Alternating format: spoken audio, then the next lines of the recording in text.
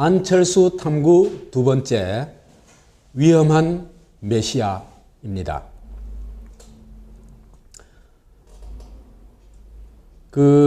한국 주권자의 60%가 안철수를 지지한 적이 있습니다.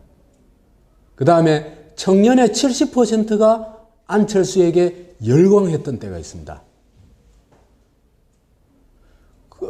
어떻게 보면 안철수는 하나의 정치적 메시아로 등장했고 아직도 그런 분위기가 있습니다. 그래서 이 메시아가 나타날 때는 상당히 어떤 위험 정조가 있거든요. 왜 그러냐 하면은 대중이 어떤 열망은 있는데 그 열망을 실현할 수 있는 힘이 없을 때 대체로 메시아한테 의존하게 되거든요. 그렇기 때문에 이 메시아가 나타났다는 건 하나의 위험 신호라고 볼 수가 있습니다. 그렇기 때문에 안철수가 메시아로 나타난 그 과정은 우리가 좀 더 촘촘하게 들여다보고 또 메시아의 실체가 뭔지 정확하게 이해할 필요가 있습니다. 그래서 오늘은 안철수가 어떻게 해서 국민 메시아가 됐고 또 안철수가 한 일은 뭔지 이걸 조금 짚어보도록 하겠습니다. 우선 안철수는 2008년 4월 30일 날 귀국을 합니다. 이명박 정권 출범 2개월 후입니다. 이때부터 이제 안철수 신화가 만들어지기 시작하는데 이런 안철수 신화를 만드는데 어떤 길잡이 역할을 한 게 어떤 면에서는 언론들입니다. 그것도 진보 언론들이 그런 역할을 합니다. 이게 참 아이러니입니다.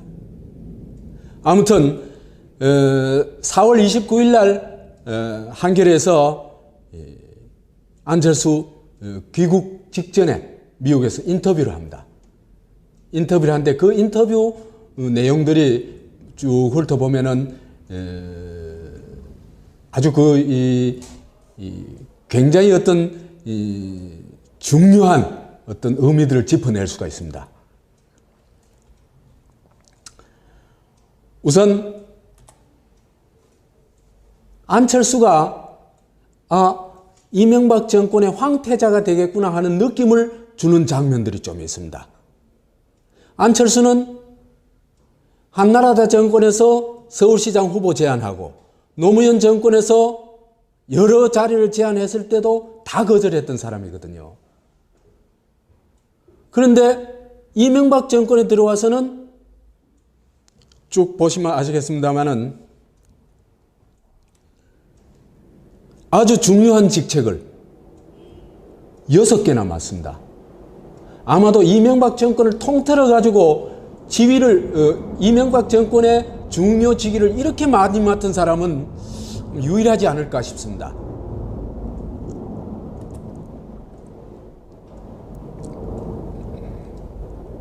그래서 6개 맡는 거 이거는 쭉 한번 자막을 통해서 한번 읽어 보십시오.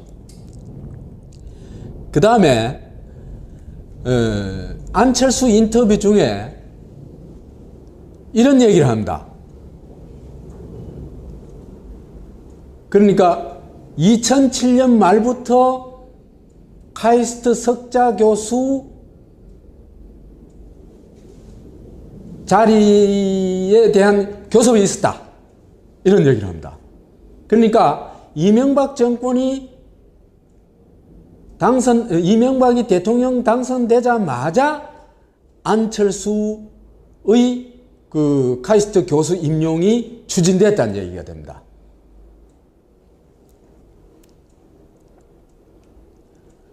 그래서 이 과정을 우리 전번에 봤습니다만은 논문 5편 가지고 논문 60편 이상 써야 되는 석자 교수가 된다는 것은 이거는 도저히 불가능하죠. 이 불가능을 가능으로 만들어낸 게 돈의 힘도 있습니다만은 이거는 최고 권력에 개입하지 않고는 불가능합니다. 이명박이 대통령으로 당선되자마자 이 안철수가 적극적으로 이명박 정권에 참여하고 그 다음에 카이스트 교수 임용도 추진됐다. 이렇게 볼 수 있습니다. 그렇게 볼 것 같으면은 전번에 얘기했던 정문술은 이명박을 그 편법으로 석자 교수로 만드는데 어떤 총대를 맨 사람이다. 이렇게 볼 수 있습니다. 다시 말해서 정상적으로는 카이스트 석자 교수가 될 수가 없으니까 정문술 석자 교수라는 아주 특별한 자리를 하나 만들어 가지고 석자 교수로 추진했다. 이렇게 볼 수 있습니다. 그 다음에 교과서 16종, 이것도 전번에 얘기했습니다만은 정권 차원의 안철수 프로젝트가 아니고서는 거의 동시에 교과서에 이렇게 실린다는 것은 도저히 불가능합니다. 교과서 나름대로 어떤 그 인물을 선정하는 기준이 있을 테고 또 나름대로의 어떤 그 여러 가지 어떤 그 방식이 있을 텐데 무슨 약속이나 한 듯이 이렇게 나온 것은 어떤 배후가 없이는 불가능하다. 그리고 교과서에 실리는 그 거민정 도장을 찍어주는 게 정권이니까 그거는 정권적 차원에서 추진하지 않으면 불가능하다. 이래 볼 수 있습니다. 그 다음에 서울대 대학원, 이상한 대학원, 융합과학기술대학원 의 정교수로 임용되는 과정도 상당히 이상했죠. 이상했는데 이것도 보면은요, 정권 차원의 프로젝트다 하는 걸 거의 확인할 수가 있습니다. 그때 당시에 총장으로 있었던 사람이 오연천이라는 사람인데 이 오연천이 안철수의 정교수 임용을 주도합니다. 주도하는데 이 오연천이라는 사람이 어떤 사람이냐 하면은 이명박 정권 초기부터 위원장 자리를 2008년에 2개나 맡습니다. 그러니까 거의 오연천은 MB맨이라고 할 수 있습니다. 그래서 오연천이 19년 동안 논문이 전혀 없는 사람을, 그것도 옛날 논문 5편밖에 없는 사람을 이상한 대학원 정교수로 임용을 추진하게 되는데, 그러다 보니까 여기서 말썽이 생깁니다. 말썽이 생기는데 정년보장 교원 임용심사위원회에서 위원회가 열렸는데 이게 한 20몇 명 되는 모양이에요. 위원들이. 한 위원이 여기에 반발해가지고 사퇴하는 일이 일어납니다. 이 사퇴하는 일이 일어났는데 사퇴한 사람하고 언론하고 인터뷰한 내용이 있어요. 그 사람 얘기를 들어보면은 두 사람 다 자격 미달이다. 그래서 정교수로 뽑으려면은 연구 논문, 연구 실적이 있어야 되는데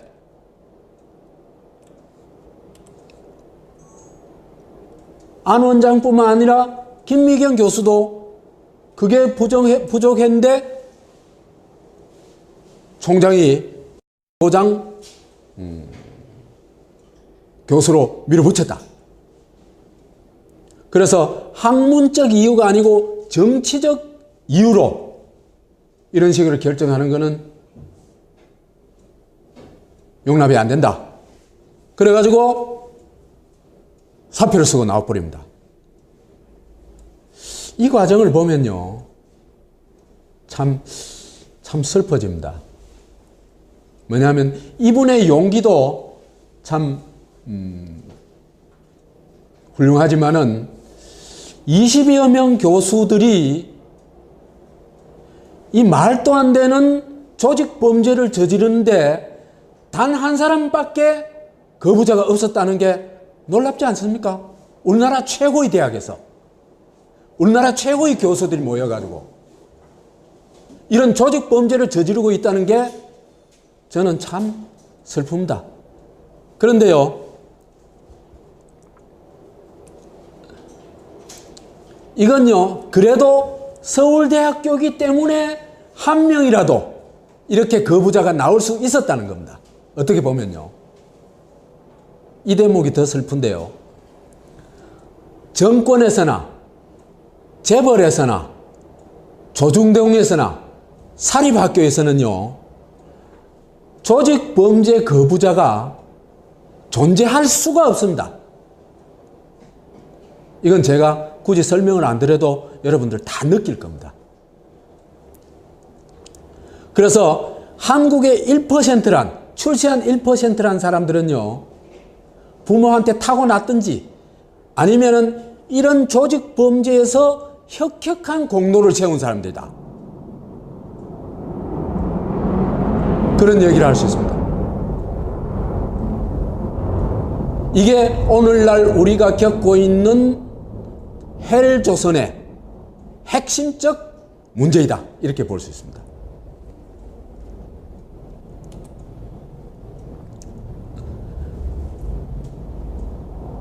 그래서 석자 교수, 카이스트 석자 교수가 되고 난 다음부터 이제는 이 일종의 안철수 띄우기에 나서게 됩니다. 안철수 띄우기에 나서게 되는데, 그때부터 석자 교수가 되고부터 어떤 타이틀이 붙냐 하면 세계적 석학이라는 타이틀이 붙습니다. 이거는 아마도 안철수가 내가 세계적 석학이다 이렇게 요구한 것 같지는 않아요. 누군가 기획자가 이 세계적 석학이라는 타이틀을, 일종의 메시아적 타이틀을 만들어내지 않았냐 싶습니다. 그래서 청춘 콘서트 팀이 전국 순회 공연을 하게 되는데, 여기 면면들도 보면 참 놀랍습니다. 주식 투자 전문가, 그 다음에 윤여준의 경우에는요, 그야말로 전두환 따까리거든요. 그 다음에 노무현 탄핵에도 참여했던 사람입니다. 그 다음에 이곳저곳 여하튼 여든 야든 돌아다니면서 책사 도넛을 하는, 일종의 떠돌이 책사라고 얘기할 수 있습니다. 그 다음에 제가 법륜 관련 어떤 현수막을 걸어 놓은 걸 보고 기겁을 한 적이 있습니다.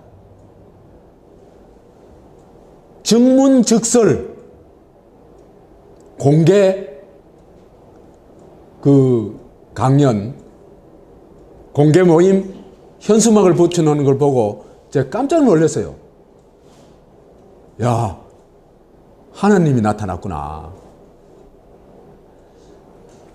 아니, 모든 질문을 그 자리에서 답할 수 있다는 게 그게 사람이 할 수 있는 게 아니거든요.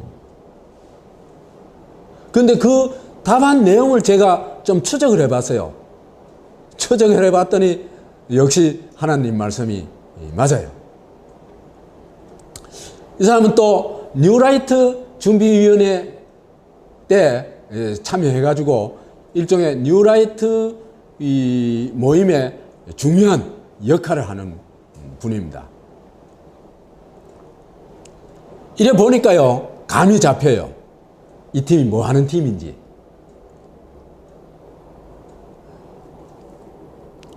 이들이 왜 그러면은 이 청년들을 겨냥해가지고 이런 메시아 여행 연습을 해봤느냐? 그건요, 한나라당도 그렇고 조중동도요, 한 60대 이상, 낮게 잡아도 5세 이상의 지지를 받지만 그 밑에 그 50대 이하 세대한테는 거의 완전 왕따입니다. 그죠? 한 2000년 무렵부터요, 그 이전까지는 서울에서 지하철 타면은 거의 신문을 보고 있었어요. 그죠? 신문을 보는데 10중 8구가 뭐였습니까? 조중동이었습니다. 그죠? 그런데 어느 때부터인가 신문을 보는 사람도 별로 없어졌지만은 조중동 보면은 사람들의 눈총을 받았어요. 별 희한한 놈 다 보겠다 는 시선을 받았어요. 그러니까 조중동이 갈 길이 없는 겁니다. 한나라도 사실은 미래가 없는 정당이었습니다. 그죠? 어떻게든지 청년을 잡아야 한나라당에 미래가 생깁니다.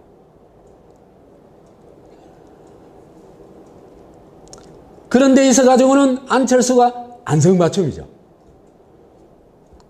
재벌 공격에서부터 여하튼 공정, 경쟁, 뭐 이런 여하튼 꿈 같은 얘기들을 청년들한테 막 뿜어내 주거든요. 청년들은 열광하죠. 그래서 그렇기 때문에 청년들을 겨냥했고, 만약에 이렇게 청년들까지 얻게 된다면은 어떻게 됐습니까? 민주 세력, 진보 세력은 그거로 끝이죠. 그죠? 노인도 갚부리고 청년도 갚부리면은 어디 그 지지 세력이 전혀 없는 겁니다. 거기다 호남까지도 갈 수도 있습니다.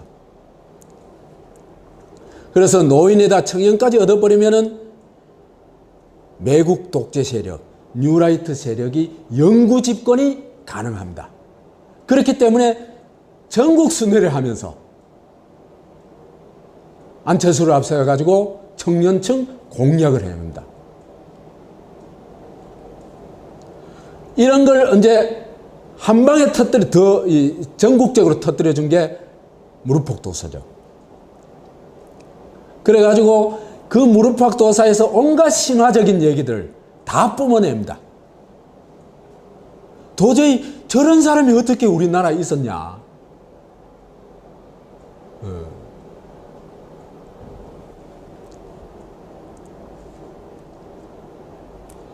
이런 과정을 통해서 이제 국민 메시아가 탄생하게 되는데, 탄생 전야가 참 재미있습니다. 2011년 9월 5일 날 메시아 탄생 전야인데, 이걸 저는 크리스마스라고 안 부르고 요 날을 철수마스라고 불러요. 철수 메시아가 태어나기 전날이다.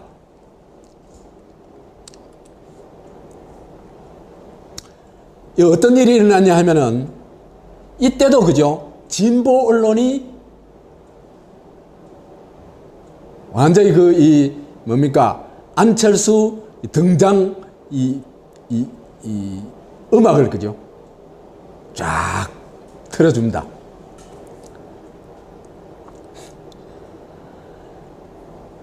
안철수가 이때 뭐라고 얘기하냐면, 야권 진영과 단일화 얼마든지 고려할 수 있다.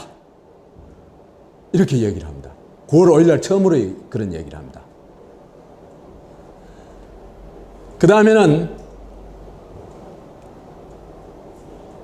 역사의 흐름에 도움이 된다면 언제든지 저를 희생할 각오와 준비가 되어 있다.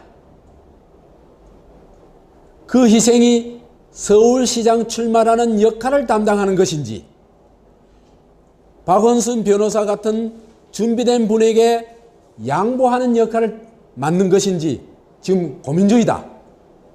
이 무슨 얘기입니까? 지가 하는 건 전부 희생이라는 얘기죠. 그죠? 거룩한 희생이라는 얘기죠. 이런 게 사람들을, 그죠? 완전 감동시키는 그런 장면이라고 얘기할 수 있죠.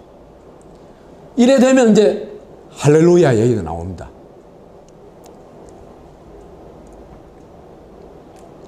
그러면서 현 집권 세력이 한국 사회에서 그 어떤 정치적 확장성을 가진 것에 반대한다. 그 얘기하고 한 걸음 더 나아가지고 아주 대목을 봤습니다. 한나라당은 응징을 당하고 대가를 치러야 한다. 그래야 역사가 발전한다.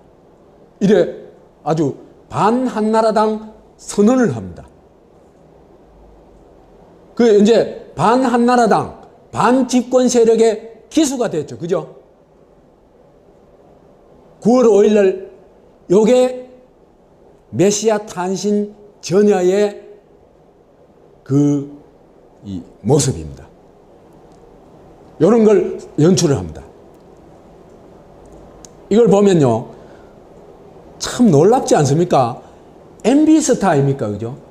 MB 그 정권에 와가지고 6개 자리나 맡고, 카이스트 교수 되고, 서울대학교 대학원 원장 되고, 이런 사람이 9월 5일 날 갑자기 반한나라당 선언을 하고 이명박 정권을 부정을 하고 야권 행세를 합니다. 아무도 의심을 안 해요. 이런 일엔요, 진보적 지식인들도 완전히 급조명을 비춰줬습니다. 안철수에게. 왜? 안철수의 진실을 볼 생각을 안 했어요. 안철수의 껍데기를 본 거예요. 그죠?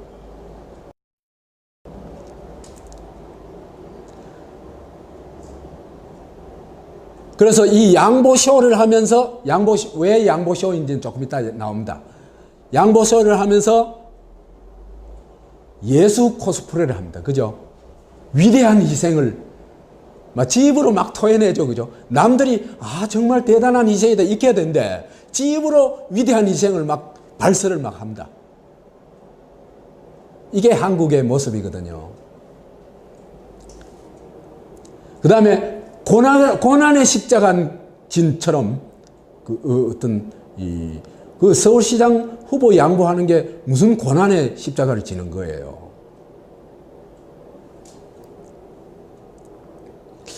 그래서 윤여준이 아카데미상 자격이 있다고 그랬는데, 저는 아카데미상 중에서도 신화사랑이라는 걸 만들어가지고 한번 주면 어떨까 싶은 생각이 듭니다. 신화 제작에는 아주 끝내주는 인물입니다.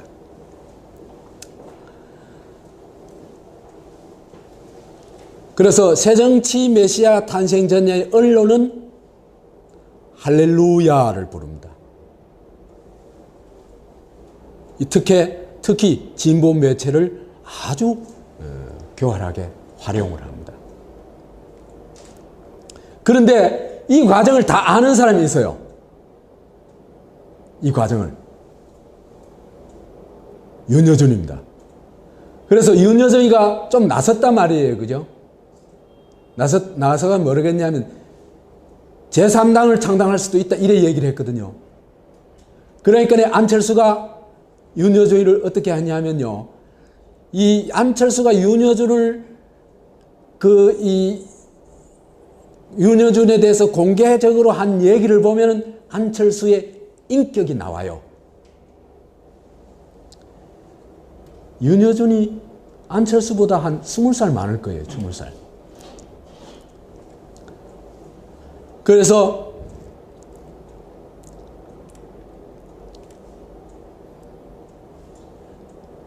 안철수가 윤여준이 안철수 멘토 맞냐? 이래 물어봤어요.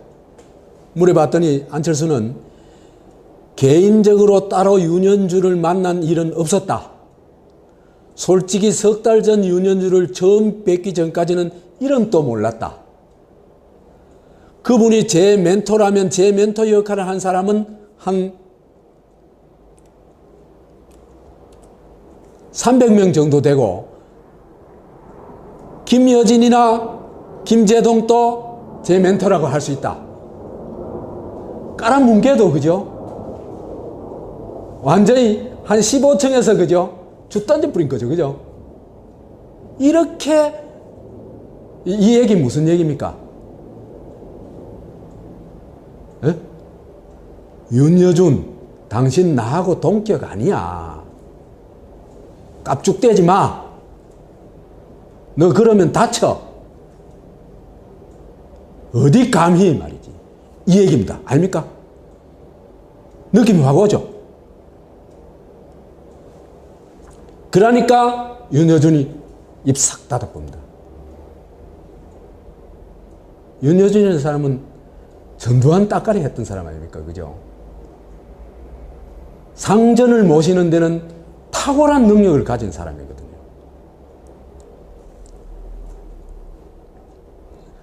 근데 나중에 이제 윤여준이 이제 이 사실을 밝힙니다. 사실을 밝힌데 뭐냐 하면은, 안철수가 시장 나가겠다고 한 거는 8월 29일 밤이고, 못하겠다고 한 건 9월 2일이다. 그러니까 몇이면 30일, 31일, 9월 2일. 그죠? 사흘 만에 뒤집은 겁니다. 이거 이해가요? 사흘 만에 서울시장 출마하겠다고 해놔놓고 뒤집어 버린 겁니다. 이거는 그죠? 누군가 기획하지 않고서는 나는 불가능하다고 생각해요. 누군가 고도의 기획을 했다는 생각이 들어요. 누가 했을까? 그건 제가 사실 알 수가 없습니다.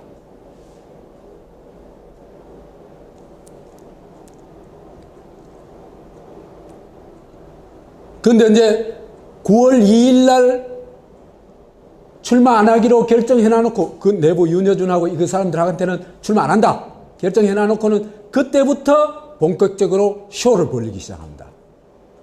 그죠? 그래서 9월 5일 날 언론 불러가지고, 그죠? 야권하고 단일을 할 수 있다. 어떤 희생도 치를 각오가 돼 있다. 이래 이제 완전히 분위기를 확 잡아갑니다. 모든 시선이 어디로 가겠습니까? 그걸로 집중되겠죠. 그죠?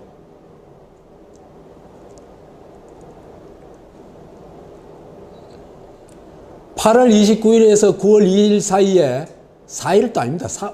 3일이죠. 그죠? 무슨 일이 일어났을까? 진짜로 아버지 윤여준 말대로 아버지 결사 반대해가 출마 포기하고 양보쇼를 한 걸까? 저는 그거 아니라고 봅니다. 그건 또 윤여준이가 이 안철수를 감싸기 위한 이 얘기라고 봅니다. 저는 처음부터 메시아 작전이 있었다. 그건 왜 그런지 곧 나옵니다. 9월 6일 날 메시아가 탄생합니다. 드디어 탄생합니다. 언론들이 여론조사를 했는데, 9월 4일 날 여론조사를 했는데, 그죠? 안철수가 압도적으로 이기고 있었어요. 압도적으로. 그런데 9월 5일 날 출마를 양보할 수도 있다고 했고, 야권 연대 가능하다고 했고, 9월 6일 날 오후 4시에 박원순과 만나가지고 17분 동안 박원순 얘기 듣고는 좋다. 지금부터 단일 후보는 박원순이다 하고 후보 양보를 합니다. 굉장히 극적인 장면이죠.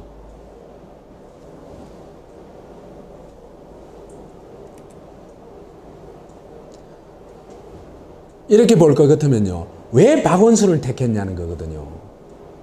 하나는 그때까지 지지율이 굉장히 낮았고, 그죠? 그 다음에 이 사람이 시민운동가입니까? 그죠? 그죠? 그렇기 때문에 이 사람을 선택하면 이 쇼의 효과가 폭발하는 겁니다.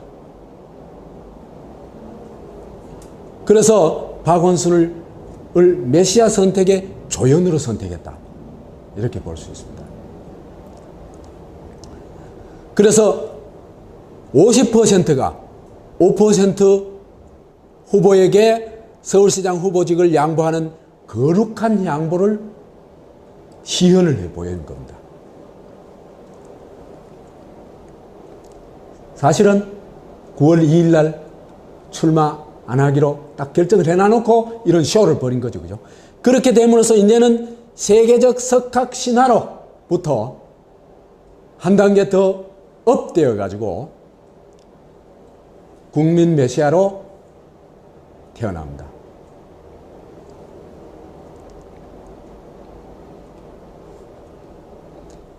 이 국민 메시아가 9월 6일 날 태어나자 9월 7일 날 각종 여론조사가 일어나고 9월 8일 날 MB가 메시아 찬양에 나섭니다. 안철수 돌풍에 대해 정치권에 올 것이 왔다. 마치 무슨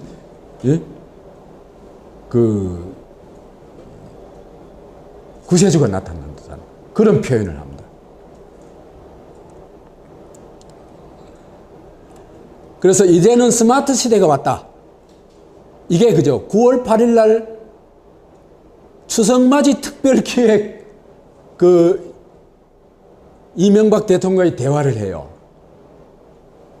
추석맞이 특별 이런 거 본 적 있어요? 그러니까 이명박이 무슨 말을 하기 위해서 이 기자 간담회를 했는지 여기 답이 있는 겁니다. 그래서 이제는 스마트 시대가 왔다. 그런데 정치는 아날로그에 머물고 있지 않나?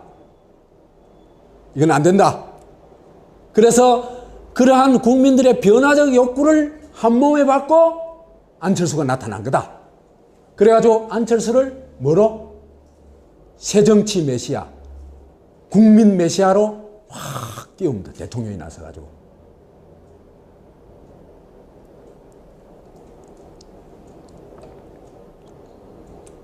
놀랍지 않습니까? 3일 전부터 갑자기 이명박 정권을 부정하고 나섰어요. 그죠? 그러면 이명박은 안철수에 대해서 어떻게 해야 됩니까? 전 배신자야 이래야 되겠죠. 그죠? 아닙니까? 그 다음에 한나라당 재집권을 맡는 것이 역사의 순리라고 선언을 했어요. 그런데 한나라당 대통령이 이런 찬사를 보내고 있어요. 그럼 말이 됩니까? 상식으로 이해가 안 되잖아. 그죠? 그런데 이런 특별한 기자들과의 만남을 통해서 이 얘기를 하고 있는 겁니다.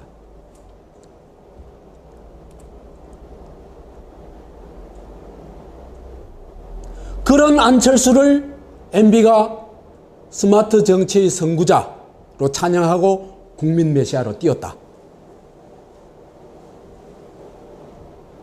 이것이 메시아 탄생의 진짜 의미입니다. 누구의 메시아? 이명박의 메시아입니다. 절대 국민의 메시아가 아닙니다. 국민의 메시아로 딱 포장이 되어 있죠. 그래서 이제 9월 8일 날 드디어 메시아가 강림을 합니다. MBC 보도에 따르면 대통령 후보 지지도가 박근혜를 압도합니다. 안철수 59%, 박근혜 32.5% 나옵니다. 딴 사람들하고 비교도 안 됩니다. 특히 20, 30대에서 높게 나오고 호남에서도 60% 이상이 나옵니다. 단 사흘 만에 안철수가 국민 메시아로 강림한 것.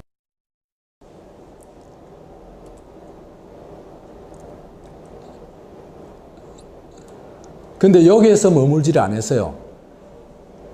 그 국민 메시아의 이미지를 한층 더 뭡니까? 강화하고 제하기 위해 가지고 세계적 인물을 활용하려고 이제 작전을 짭니다. IT 산업의 아이콘, 그죠? 그 다음에 막 대명사죠. 빌 게이츠를 만나가지고 사진 찍는 그런 장면을 연출하려고 했어요. 근데 빌 게이츠 측에서 이명박 정권이 사실은 이거 미팅 주선한 거다. 내가 만나고 싶어 한 거 아니다. 그걸 슬슬 흘려버려요.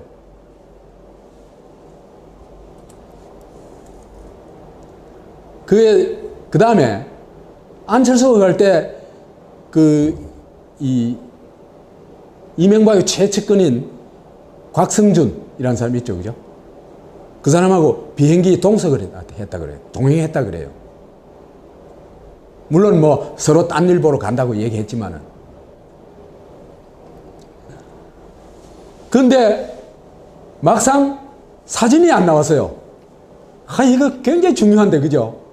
한 컷 딱 신문에 그러면 조중동이 완전히 바르죠, 그죠? 그 다음 종편에도 바르죠. 그땐 종편 있었나? 종편?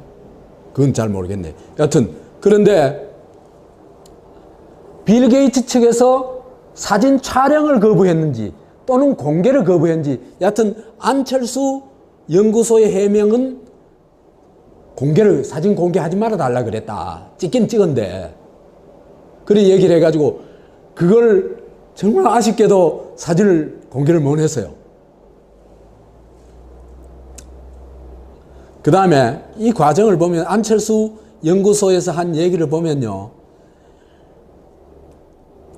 안철수하고 이 빌 게이츠 전 회장하고 정말 인류적 주제를 가지고 환담을 나누었다고 해요. 어떤 얘기를 했냐면 세계 경제,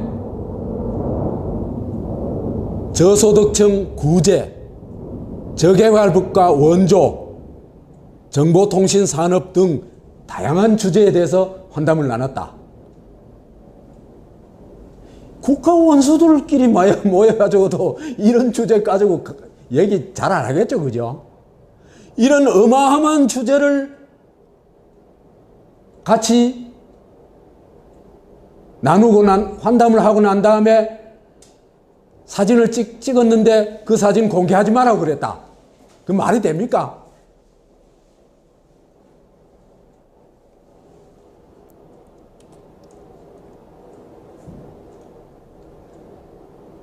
그 다음에 이제 청년층이 이제 메시아 영접을 합니다.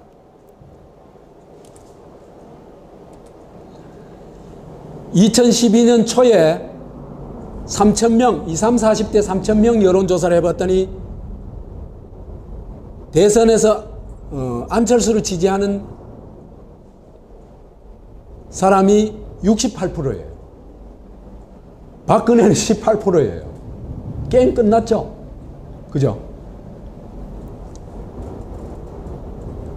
대구에서도 20, 30, 40대에서 60대 27로 압도해요. 그 다음에 다자 대결에서도 안철수 30%, 38%, 박근혜 12%, 문재인 7%예요. 게임 끝난 겁니다. 자, 이렇게 한판 메시아 쇼를 하고 나니까 어떤 결과가 나왔느냐? 옛날에 쓴 논문 5편 쓴 사람이 카이스트 교수, 서울대 교수를 거쳐가지고 세계적 석학이 되고 국민 메시아로 탄생했다. 드디어. 그 다음에 안철수는 거의 반노에 가깝습니다. 반노. 이 민주당에서도 했는 일을 보면 완전 반노죠. 그죠? 반노의 선봉장이라고 얘기할 수 있습니다. 이 반노 MB 황태자가 진보의 아이콘으로 되고, 그 다음에 야권 대선, 가장 강력한 야권 대선 후보로 변신하게 됩니다. 이 과정을 우린 정말 그냥 번개 같은 그 과정을 쳐다만 보고 있었죠.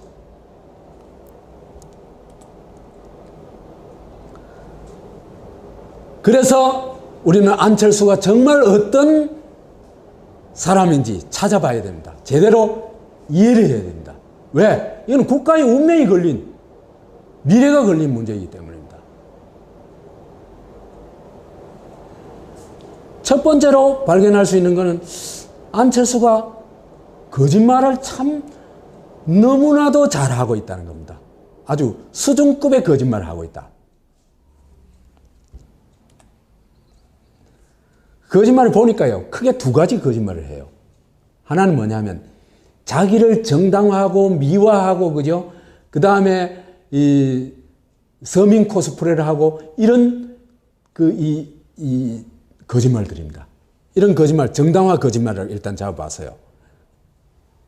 어떤 거짓말을 하냐면, 이명박 대통령 서슬이 벌을 때 4대강을 비판했는 건 자기뿐이다. 인터넷에 들어가서 찾아보면 그런 얘기 다 나온다. 이렇게 이제 언론에서 인터뷰를 했어요.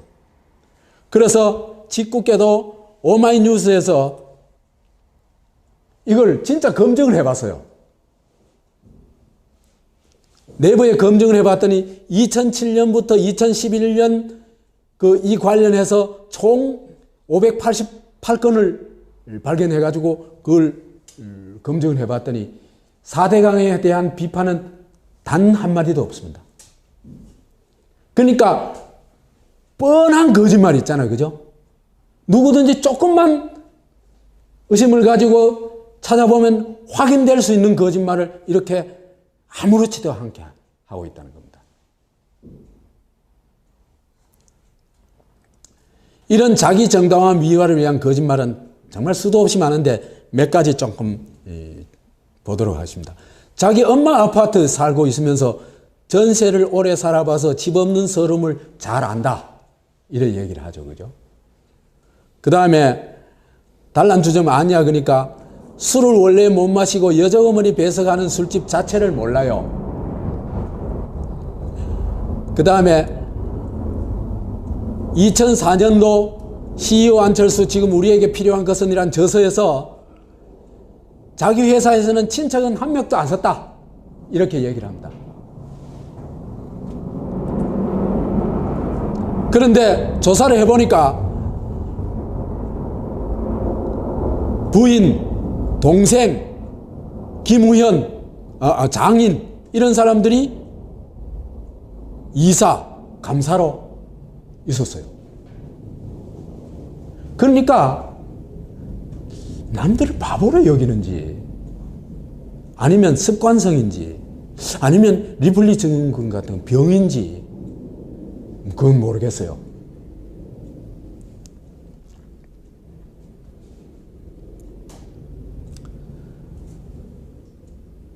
(2012년도에) 태풍 피해를 입은 홍성에 가가지고는 이런 얘기를 해요.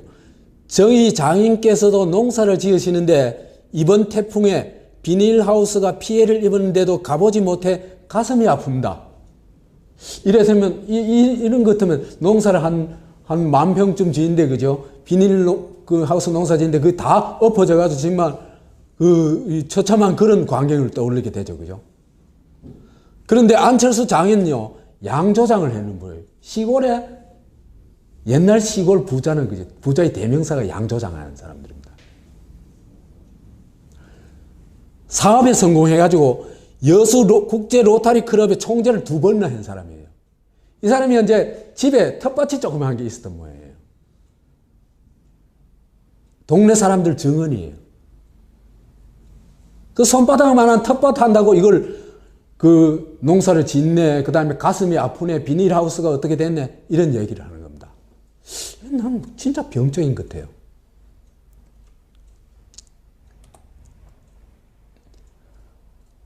신화와 거짓말, 또 자기를 극적으로 신화화하는 거짓말을 굉장히 많이 했어요. 이제 한겨레하고 인터뷰에서 얼마 전 카이스트 쪽에서 임용 소식이 흘러나왔다. 이렇게 묻자 2007년 말부터 이야기된 것이다. 아까 얘기했죠. 그죠?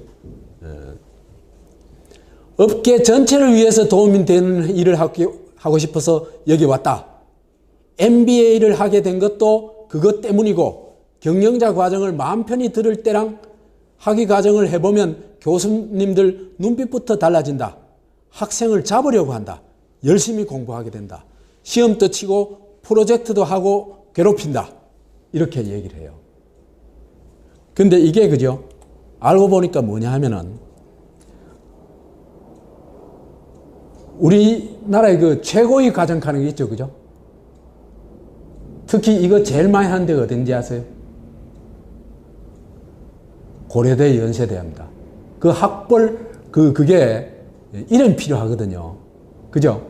그래가지고 돈 좀 벌고 출세한 사람들 타이틀 따기 위해 가지고 가는 데입니다. 그죠? 이거 한 거예요. 이거 해놔놓고 저런 얘기를 할 수 있다는 게 참 상상이 안 가죠?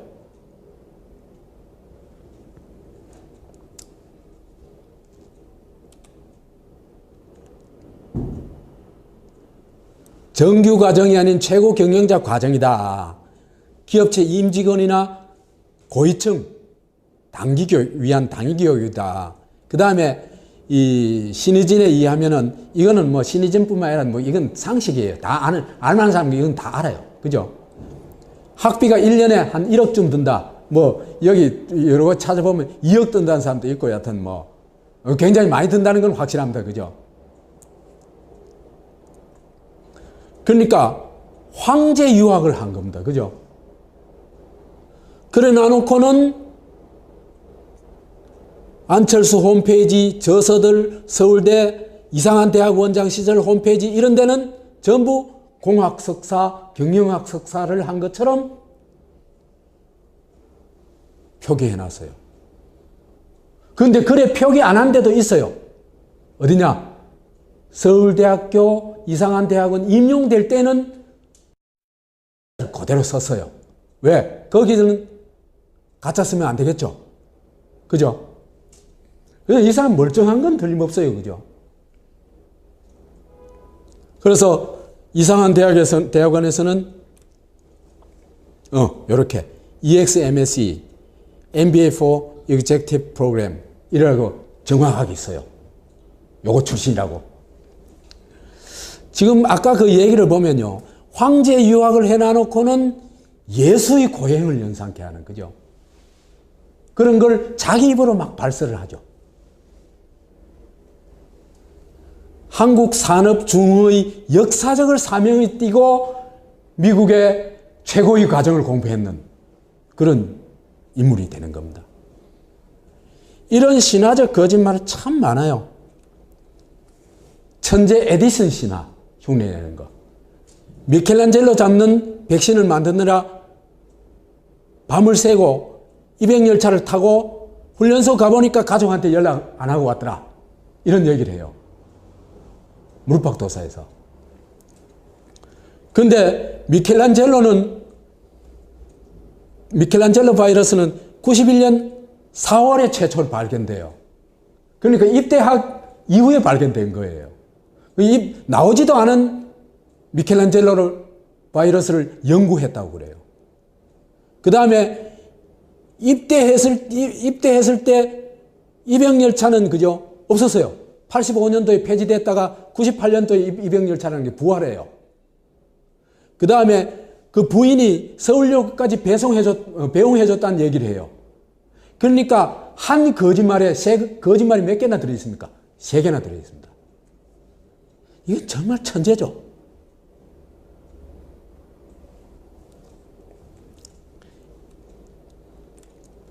이런 나눔신화, 주식 무상배분, 요건 전번 강의 때 얘기했죠. 그죠? 그 다음에 애국신화, 이거는 메가피에 1000만 불 팔으라고 그래가지고 안 팔았다. 제안했지만은 눈아픈 이익보다는 소프트웨어 산업 보호와 직원들에 대한 책임감 때문에 과감히 거절했다. 이래 얘기를 하거든요. 사실은 합작 회수를 세우려고 했는데 자본금을 모을 수가 없어가지고 그만둔 거예요.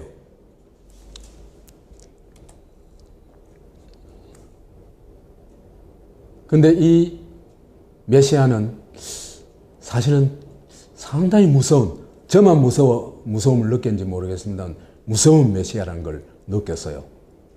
요 중앙일보 신문 면입니다. 꼭 정권 교체하세요. 꼭 이희호 여사 안철수 지지. 요 화면 요것이거든요.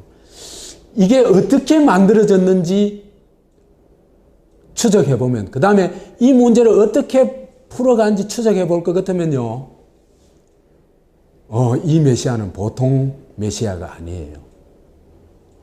그걸 우리가 다 아는 사실이지만은 그렇더라도 추적해 볼 필요가 있습니다. 왜 그러냐면 그 미시적인 추적을 해야 그죠? 정체가 드러납니다.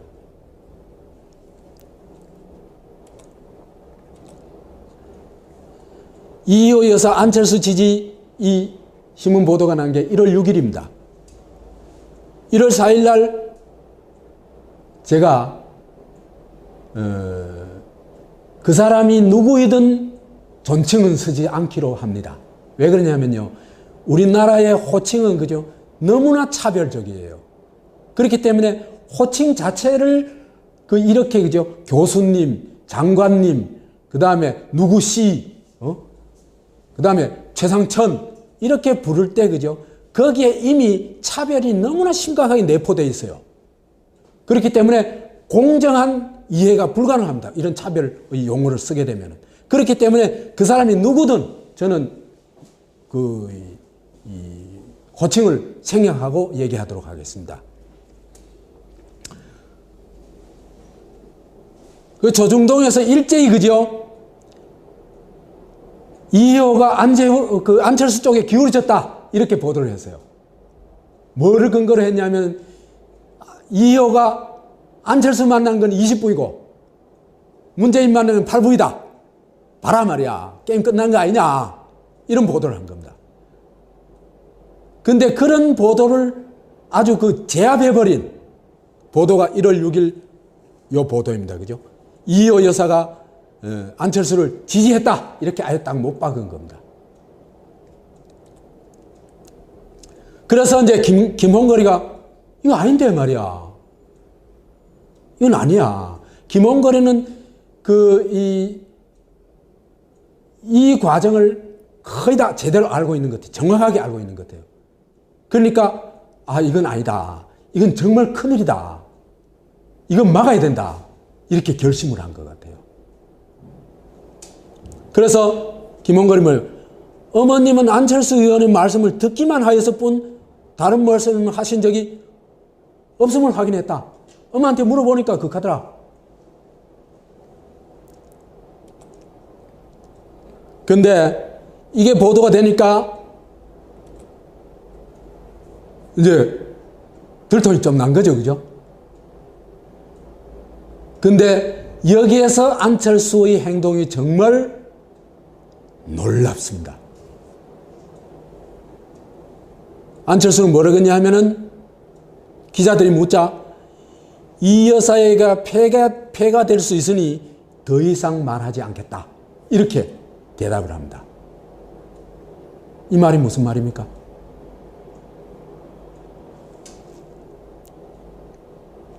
이런 얘기입니다. 김홍걸이 하는 말은 거짓말이다. 내가 진실을 밝히면은 이희호 여사에게 피해가 갈 수 있다. 그렇기 때문에 내가 진실을 말하지 않고 덮어두겠다. 이 얘기죠. 그죠? 누구나 그래 알아듣죠. 그러니까 이희호한테 다시 뒤집어 씌워버린 겁니다. 이희호 김홍걸이한테. 뒤집어 씌워버린 겁니다. 이 장면이 정말 무서운 장면입니다.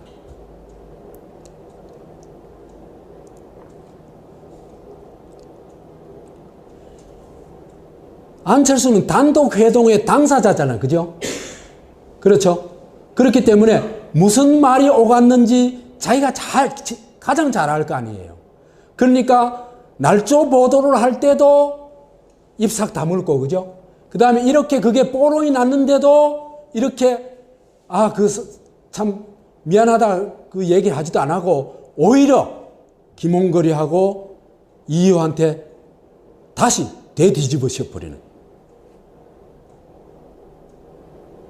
놀라운 순발력을 발휘합니다. 진실의 편에 설 수 있는 기회였어요, 이게. 그런데 더 나쁜 짓을 해버린 겁니다.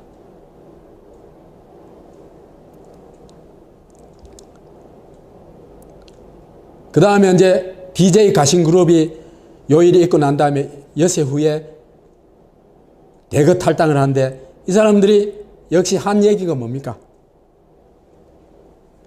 친노 패권을 욕하고 떠났죠. 그죠? 여기 떠나는 사람들 보면요, 먹던 눈물에 침을 뱉는 정도가 아니고 가래를 뱉고 떠나요. 참 이상한 사람들이에요.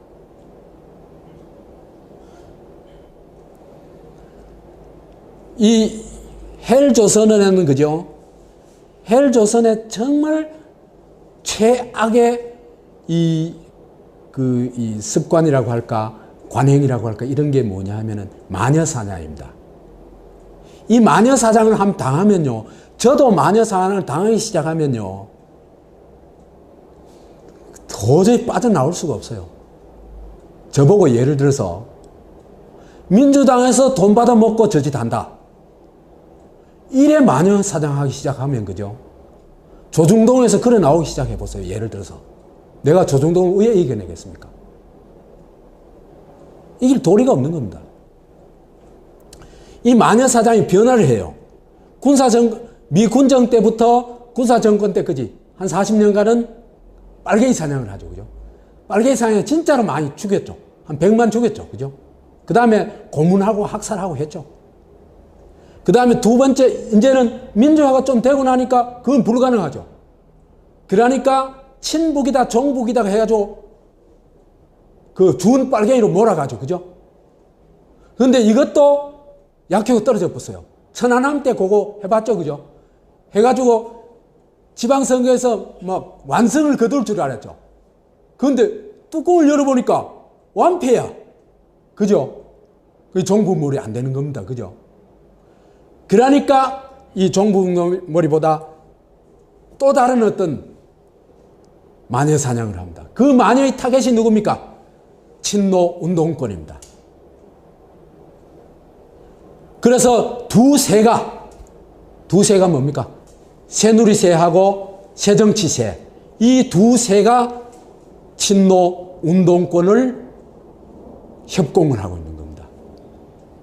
그래서 한국의, 그죠? 새누리, DJ 가신, 안철수, 김한길, 탈당파, 조중동, 이들의 공동 구호가 뭐냐? 옛날에는 우리가 독재 정권 타도하자 이랬죠. 그죠? 요즘은 이 사람들이 거꾸로 있잖아요. 그죠? 친노 패권 타도하자 이래요. 아닙니까? 그리고 한 40% 사람들은 여기에 속아 넘어가고 있고.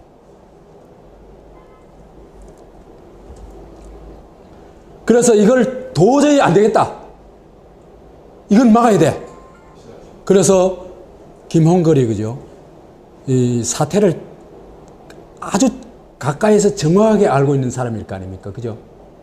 자기 입으로 그래요. 자기가 그 알 수 있는 처지에 있는 사람이라고. 그래서 극도의 배신감을 느끼고 위기의식을 느낍니다. 그 기자 그들하고 인터뷰한 내용에서 그걸 느낄 수 있어요. 그래서 김홍거리가 민주당에 입당을 합니다.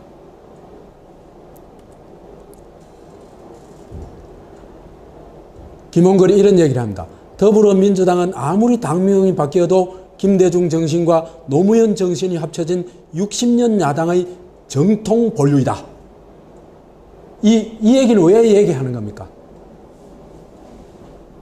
이건 지켜야 될 가치다. 이런 얘기죠. 그죠? 그래서 DJ 정신을 수호하고 정통 야당을 수호하겠다는 의지를 보여주기 위해서 이제 더민주당에 합당을 합니다.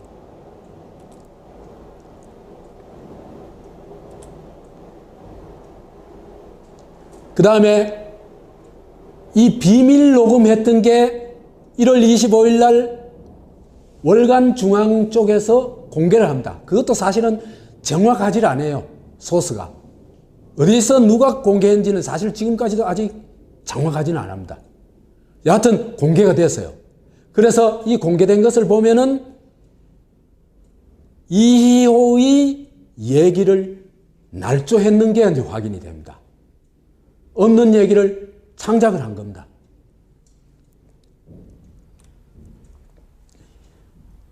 이번에는 강한 모습을 보이고 있어 뭔가 이루어질 수 있는 희망을 느꼈다.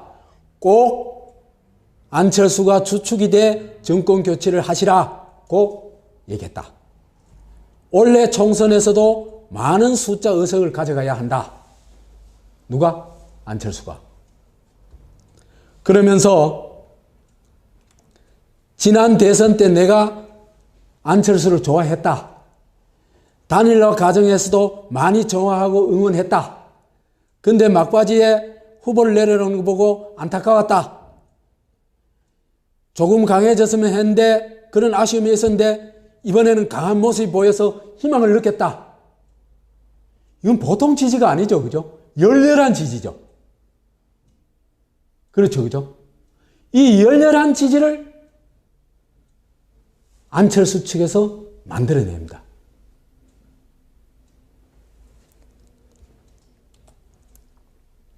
그래서 안 의원이 건강하셔서 꼭 정권 교체 상황을 보셨으면 좋겠다. 이렇게 말하자 꼭 정권 교체하세요. 꼭 이라고 얘기했다. 이희호가 얘기했다. 이게 중앙일보 1월 6일자 기사입니다. 근데 녹취록을 보니까 전혀 아니에요.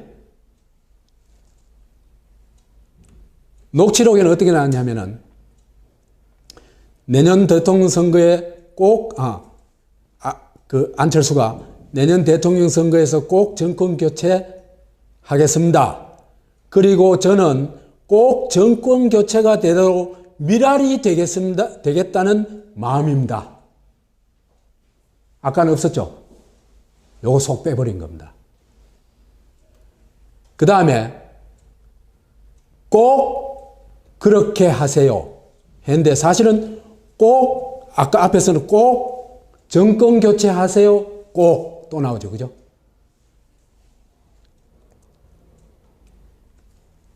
말씀을 날조한 게 1번부터 6번까지 다 날조죠. 그렇죠. 그죠? 그 다음에 왜곡의 기술의 진술을 보여주고 있습니다. 왜곡 기술의 진술을 보여주고 있습니다. 말 보태기. 뭘 보탰습니까? 꼭이란 말을 끝에 한 번 더 넣었죠. 그죠? 굉장한 강조죠. 그죠? 그 다음에 빼먹은 건 뭡니까? 미랄이 되겠다는 얘기는 빼먹어버렸죠. 그렇죠. 그죠? 그 다음에 말 바꿔치기를 합니다. 그렇게 하세요를 정권교체 하세요로 바꿔치기 합니다.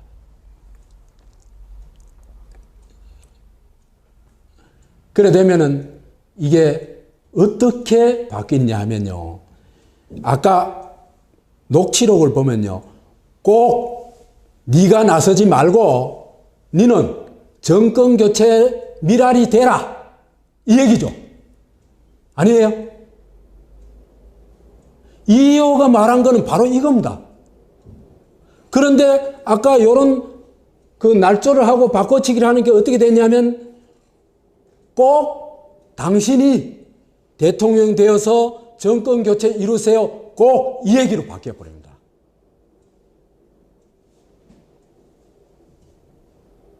놀랍죠? 이게 안철수고 이게 한국의 언론입니다. 그래서 정반대로 만들어봤죠. 이런 식의 역사를 창조하는 사람들, 다시 말해서 날조하는 사람들이 한국의 뉴라이트죠. 그죠?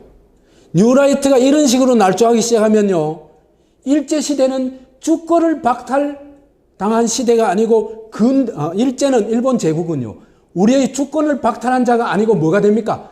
근대화의 원조로 바꿔치기 했죠. 그렇죠. 그죠?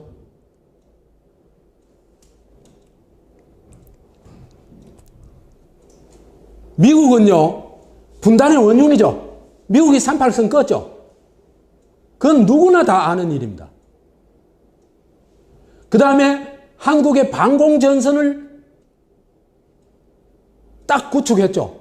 그건 지금도 못 빠져나갑니다. 한국은. 미국이 쳐놓은 덫에서 우리는 도저히 못 빠져나가게 되어 있습니다. 오직 민주화 운동을 통해서만 빠져나갈 수 있습니다. 자주화 운동을 통해서만 빠져나갈 수 있습니다. 그런데 이런 미국을 대한민국 구세주로 만들어버립니다.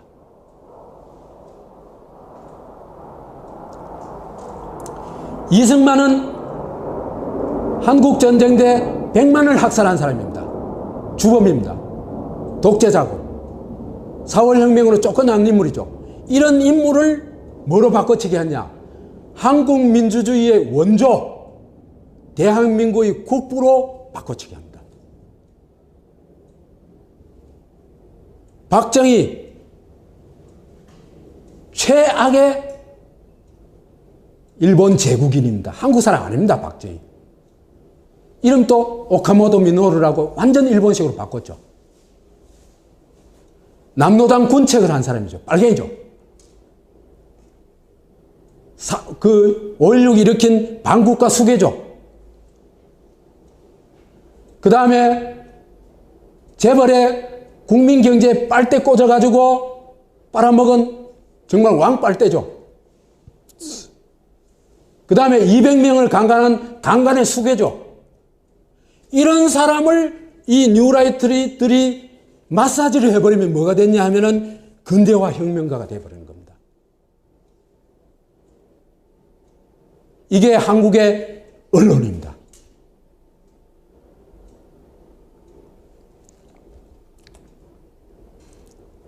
그래서 이들이 합작을 해가지고 이심전심으로 팀플레이를 한 겁니다. 그래서 안철수 팀, DJ 가신팀, 중앙일보는 옛날에 수입 쇠고기, 그죠? 그 사진을 있잖아요, 그죠? 기자들이 저거 사진을 찍어 놔놓고 손님들이 수입 쇠고기 그 먹고 있는 모습이다 그래가지고 그 이제 날조를 한 경험이 있죠. 그런 게 한두 번이 아닙니다, 중앙일보는.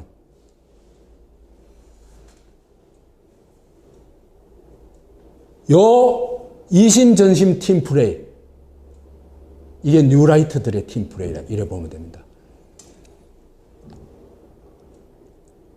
그래, 기자가 안철수 의원 쪽 사람들만이 아니라 다른 분들이 관련된 건가 녹음하는데, 비밀 녹음한데, 그랬더니 김홍거리가 네, 짐작을 한다는 거다. 그런 걸 다 알 수 있는 위치니까 자기가 그렇다는 겁니다. 기자가 다시 아버님을 모셨던 분들이라면 복수의 사람들인가? 이 DJ 가신 그룹이죠, 그죠? 묻자, 그렇다. 언론 쪽에 계신 분들도 어느 정도는 짐작하고 계시고 있더라. 그러니까 김홍걸도 언론 쪽에 알아보니까 언론 쪽에도 이래 작당하고 있다는 걸 알고 있다는 겁니다.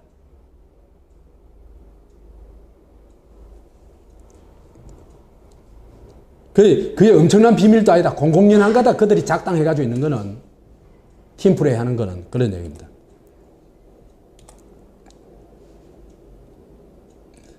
그러면서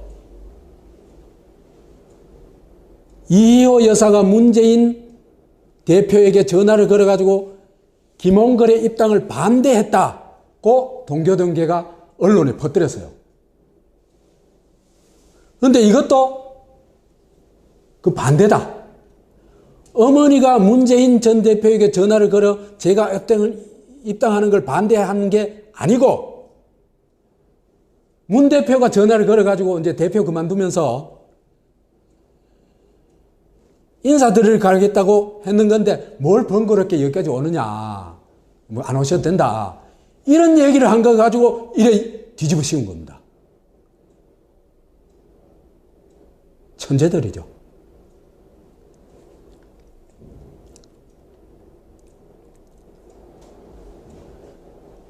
자, 이 과정을 봅시다. 안철수와 가신그룹이 비밀 녹음을 했죠.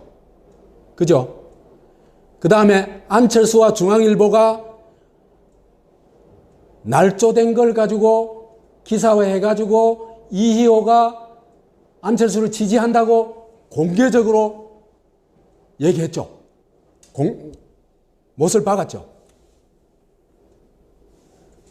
보세요. 월간 중앙일보는요, 녹음 파일을 가지고 있었어요. 그거 들어보면 다 알 거 아니에요. 그죠? 그런데 이렇게 사기를 치는 겁니다. 이게 언론입니다. 한국의 언론입니다.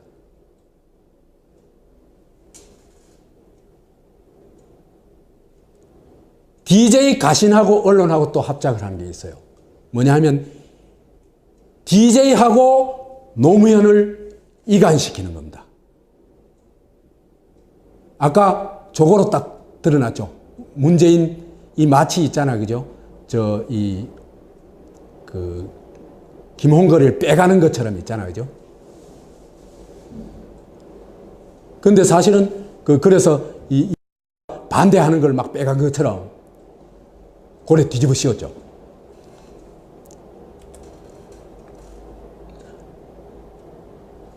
그 다음에 DJ 가신, 안철수, 언론이 더민주당 문재인 죽이기에 공조한 겁니다. 그죠?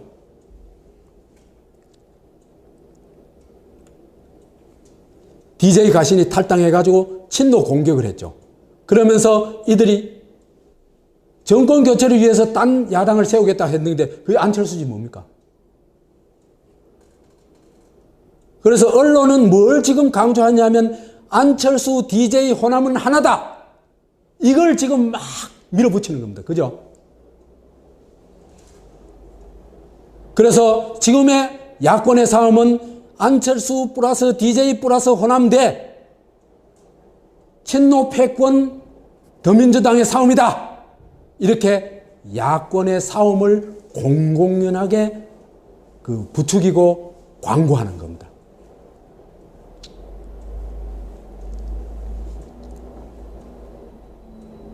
그래서 어디까지 나갔냐 하면요. 박지원이가 이런 말까지 해요. 이 여사는 김홍걸의 입당은 아버지를 두 번 죽이는 일이라고 말했다고 합니다. 이 언론에서 이걸 보도를 해요. 엄마가요, 자식을 보고, 완전 도란 엄마도요, 자식을 보고 이런 소리는 안 해요. 자식을 보고, 네가 아버지 두 번 죽인다는 얘기를, 그 말을 어떻게 해요? 그런 말을 하는 엄마는 엄마의 자격이 없는 사람이에요. 엄마가 어떻게 자식을 그렇게 해요? 그런데 이런 말을 지어냈거나 보도하는 사람들이 이 사람들입니다.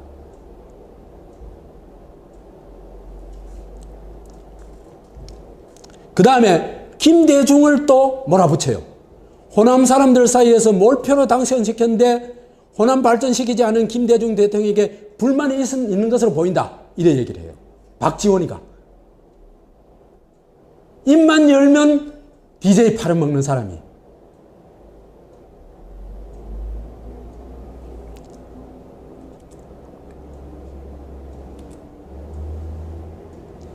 여기 보면요. 이희호를 농락하고 김홍거를 페르나로 만들고 호남을 반 DJ로 만들고 정말 할 수 있는 건 다 하잖아. 그죠? 이런 종편과 박지원은 바닥은 어디일까? 정치공작. 팀플레이 했다는 거 얘기했죠? 이중플레이를 했는 겁니다. 이게 또 보면요. 이호 앞에서는 DJ 찬양하고 DJ 개성을 천명하고 그죠? 이걸 또 언론은 깨알같이 보도하고 뒤로는 삼자 학동으로 이희호와 DJ를 농락하고 이게 그 다음에 조폭적 행동 양식도 탁 나와요. 팀플레이를 했죠. 그죠? 그래가지고 정말 말도 안 되는 날조를 했죠. 그죠? 그러나 놓고 이게 들통이 나니까 되뒤집어 씌우기를 하다가 그것도 안 통하니까 꼬봉 하나 수행비서한테 그죠? 독박 씌워가지고 문제 끝내버리고 그 다음에 언론은 다 시시해버리고 그러면 상황 끝인 거예요. 그죠? 그래서 95세 전 대통령 부인 언론이 아니라 언론 뭐야? 95세 전 대통령 부인 주권자 모두를 농락하고 있는 겁니다. 이건요, 92년도에 있었던 초원복집 사건 있죠, 그죠? 그보다 훨씬 더 야비한 사건입니다. 그 범죄는요, 김기춘이 저지른 불법 범죄를 폭로하기 위한 것이었죠, 그죠? 그 나름대로 진실서 있습니다. 그런데 이건 뭡니까? 처음부터 끝까지 날조고, 그죠? 사기고, 그렇죠. 그 다음에 이 공작의 목적을 보면 섬찟해집니다. 이 공작의 목적은 뭡니까? 요 말입니다. 친노 죽이고 호남 먹자. 딱 한마디로 요 말로 압축됩니다. 요 강의는 다음번 강의에 하겠습니다. 그래서 DJ 호남하고 문재인 친노를 이간질 시계가 대립시키고 그래 되면 친노 죽이고 호남 먹으면은 대한민국은 어떻게 되세요? 끝입니다. DJ 호남은요, 한국 민주화의 기지였어요. 상징이었고, 그죠? 이 세력하고 노무현에 공감하고 했던 이 사람들이 한국의 민주 시민 세력입니다. 이 둘이 분열하고 대립하면 어떻게 되겠어요? 한국 민주주의는 끝이고 대한민국은 미래가 없습니다.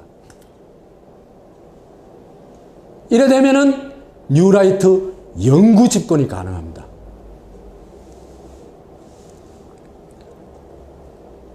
이 김홍걸이 대의 실천을 통해 가지고 친노 죽이고 호남 먹자는 요 뉴라이트들의 공작을 박살내버렸습니다. 정말 거인의 아들답습니다. 정말 잘했습니다. 한국 민주주의를 살렸습니다. 자, 이제 마무리합시다. 이런 공작을 공공연하게 하는 사람이 대통령이 되면 나라가 어디로 갈까? 국정원, 검찰 엄청 바빠지겠죠.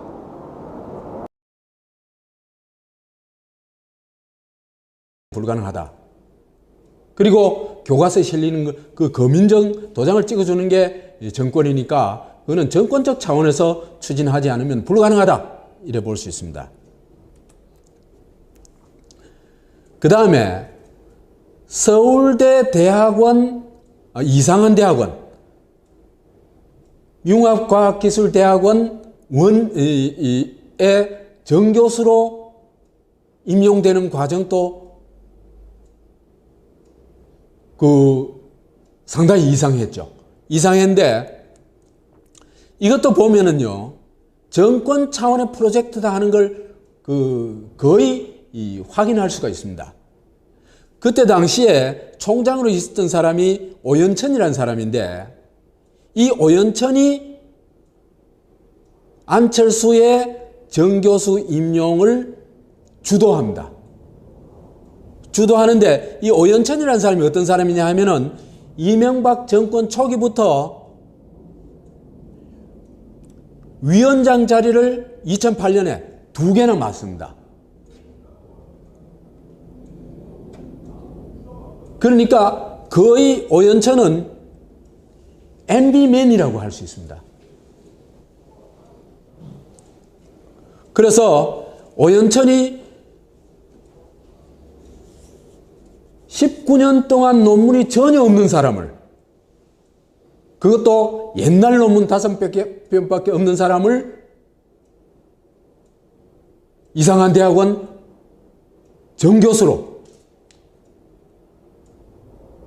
임용을 추진하게 되는데, 그러다 보니까 여기서 말썽이 생깁니다. 말썽이 생기는데, 정년보장 교원 임용심사위원회에서 위원회가 열렸는데, 이게 한 20몇 명 되는 모예요, 위원들이. 한 위원이 여기에 반발해가지고 사퇴하는 일이 일어납니다. 이 사퇴하는 일이 일어나는데, 사퇴한 사람하고 언론하고 인터뷰한 내용이 있어요. 그 사람 얘기를 들어보면은 두 사람 다 자격 미달이다. 그래서 정교수로 뽑으려면은 연구 논문, 연구 실적이 있어야 되는데,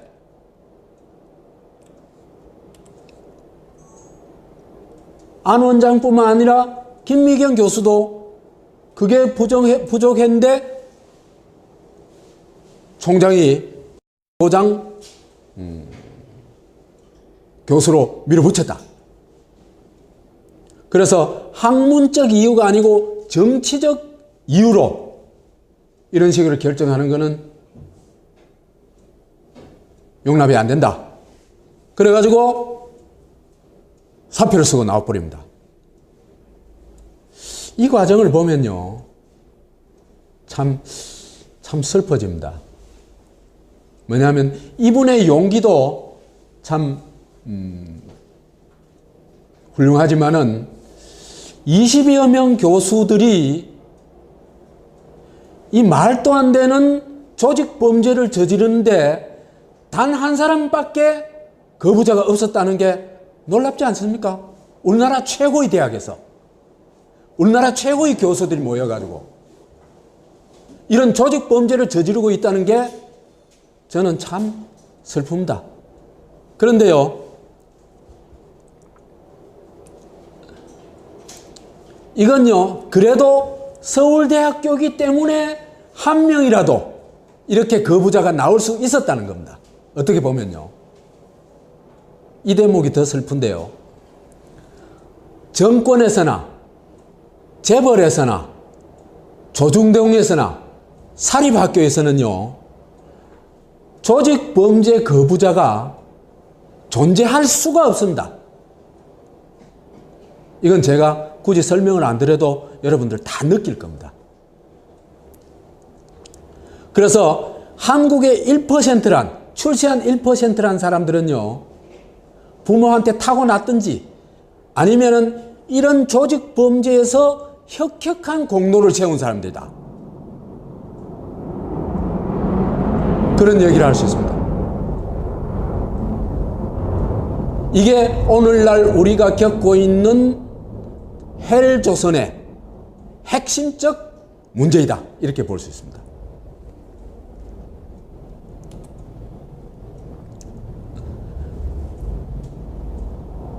그래서 석자 교수, 카이스트 석자 교수가 되고 난 다음부터 이제는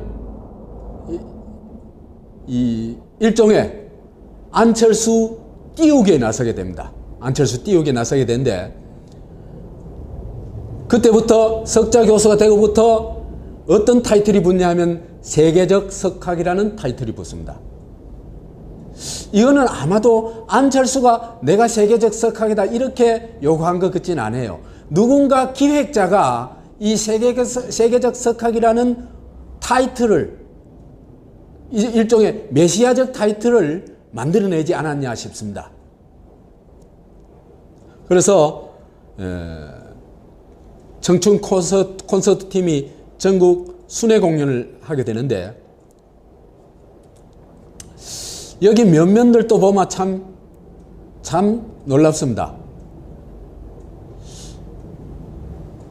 주식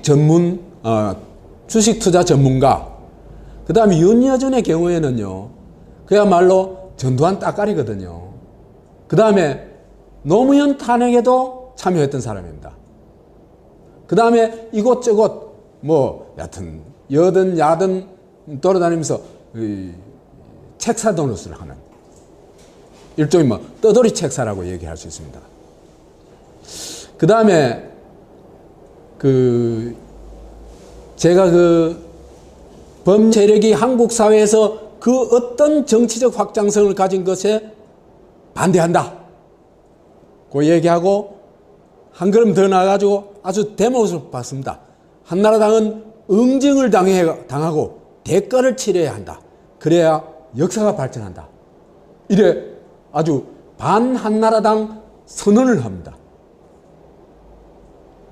이제 반한나라당, 반집권 세력의 기수가 됐죠. 그죠? 9월 5일 날 요게 메시아 탄신 전야의 이 모습입니다. 이런 걸 연출을 합니다. 이걸 보면요, 참 놀랍지 않습니까? MB 스타 아닙니까? 그죠? MB 정권에 와가지고 6개 자리나 맡고, 카이스트 교수 되고, 서울대학교 대학원 원장 되고, 이런 사람이 9월 5일 날 갑자기 반한나라당 선언을 하고 이명박 정권을 부정을 하고 야권 행세를 합니다. 아무도 의심을 안 해요. 이런 일엔요, 진보적 지식인들도 완전히 급조명을 비춰줬습니다. 안철수에게. 왜? 안철수의 진실을 볼 생각을 안 했어요. 안철수의 껍데기를 본 거예요. 그죠?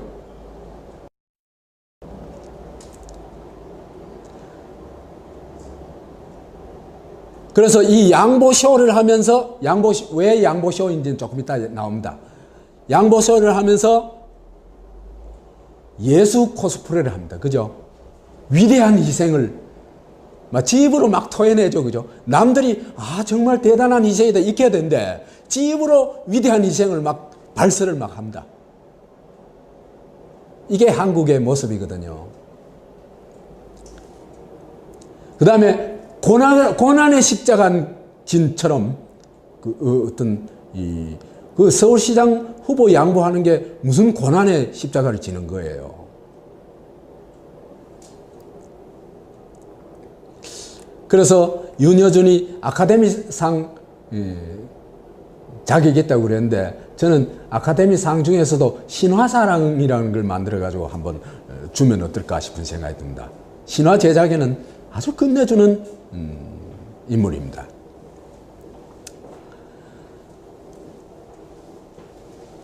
그래서 새정치 메시아 탄생 전야의 언론은 할렐루야를 부릅니다. 특히 진보 매체를 아주 교활하게 활용을 합니다. 그런데 이 과정을 다 아는 사람이 있어요. 이 과정을. 윤여준입니다. 그래서 윤여준이가 좀 나섰단 말이에요. 그죠?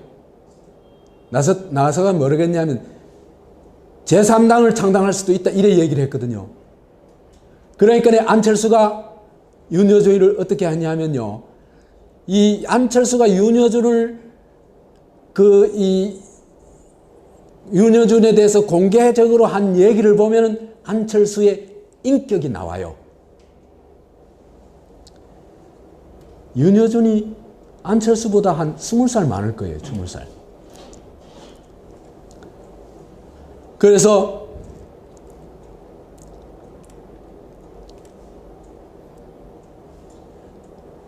안철수가 윤여준이 안철수 멘토 맞냐? 이래 물어봤어요. 물어봤더니 안철수는 개인적으로 따로 윤여준을 만난 일은 없었다. 솔직히 석 달 전 윤여준을 처음 뵙기 전까지는 이런 또 몰랐다. 그분이 제 멘토라면 제 멘토 역할을 한 사람은 한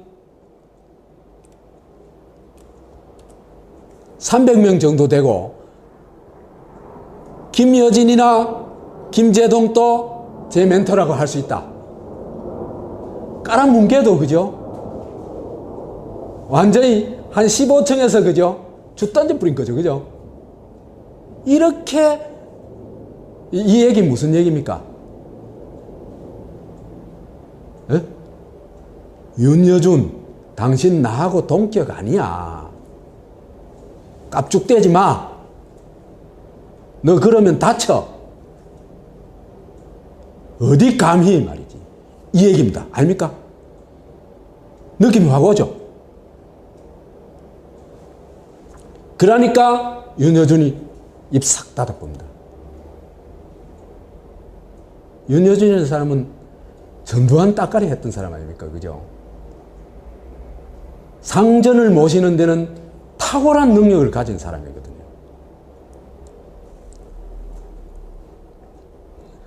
근데 나중에 이제 윤여준이 이제 이 사실을 밝힙니다. 사실을 밝힌데 뭐냐 하면은, 안철수가 시장 나가겠다고 한 거는 8월 29일 밤이고,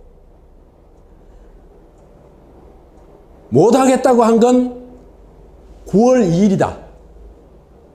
그러니까 몇이면 30일, 31일, 9월 2일. 그죠? 사흘 만에 뒤집은 겁니다. 이거 이해가요? 사흘 만에 서울시장 출마하겠다고 해놔놓고 뒤집어 버린 겁니다. 이거는 그죠? 누군가 기획하지 않고서는 나는 불가능하다고 생각해요. 누군가 고도의 기획을 했다는 생각이 들어요. 누가 했을까? 그건 제가 사실은 알 수가 없습니다.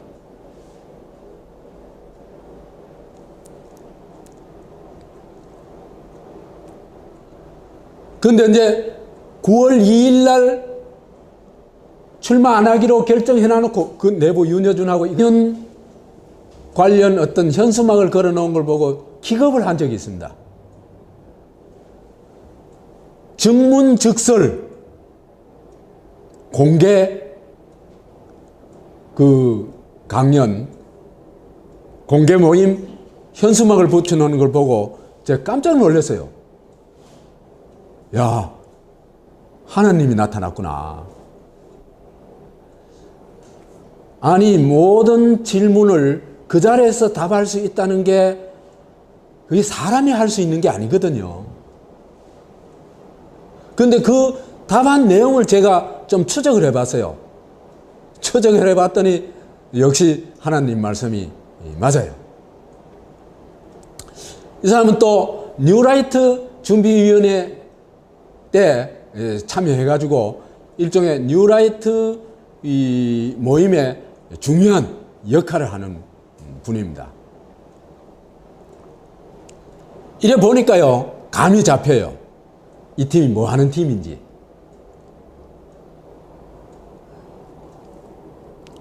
이들이 왜 그러면은 이 청년들을 겨냥해가지고 이런 메시아 여행 연습을 해봤느냐? 그건요, 한나라당도 그렇고 조중동도요,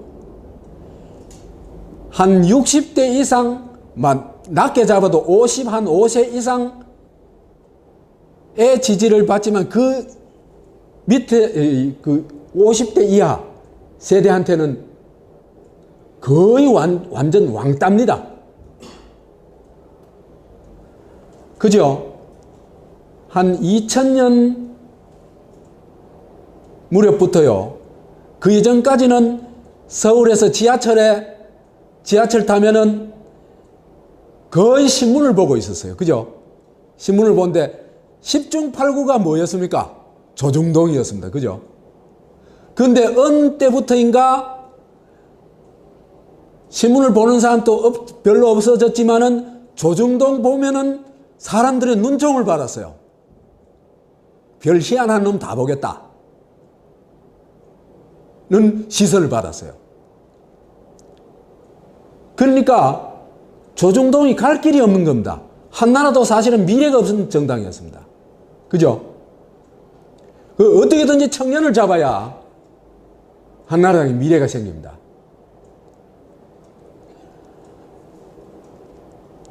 그런 데 있어 가지고는 안철수가 안성맞춤이죠. 재벌 공격에서부터 여하튼 공정, 경쟁 뭐 이런 여하튼 꿈 같은 얘기들을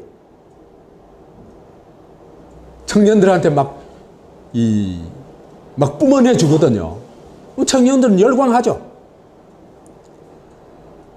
그래서 그렇기 때문에 청년들을 겨냥했고, 만약에 이렇게 청년들까지 얻게 된다면은 어떻게 됐습니까? 민주 세력, 진보 세력은 그거로 끝이죠. 그죠? 노인도 갚부리고 청년도 갚부리면은 어디 그 지지 세력이 전혀 없는 겁니다. 거기다 호남까지도 갈 수도 있습니다. 그래서 노인에다 청년까지 얻어버리면은 매국 독재 세력, 뉴라이트 세력이 영구 집권이 가능합니다. 그렇기 때문에 전국 순회를 하면서 안철수를 앞세워 가지고 청년층 공략을 해야 합니다. 이런 걸 이제 한 방에 전국적으로 터뜨려 준 게 무릎팍도사죠. 그래가지고 그 무릎팍도사에서 온갖 신화적인 얘기들 다 뿜어냅니다. 도저히 저런 사람이 어떻게 우리나라에 있었냐.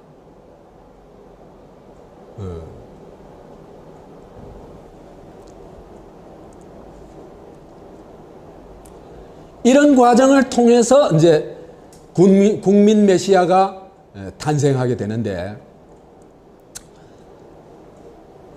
탄생 전야가 참 재미있습니다.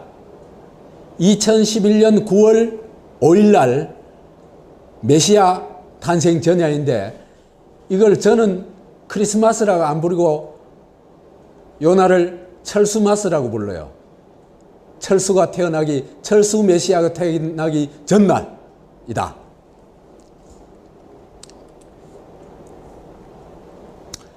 어떤 일이 일어났냐 하면은, 이때도 그죠? 진보 언론이 완전히 안철수 등장 음악을 그죠? 쫙 틀어줍니다.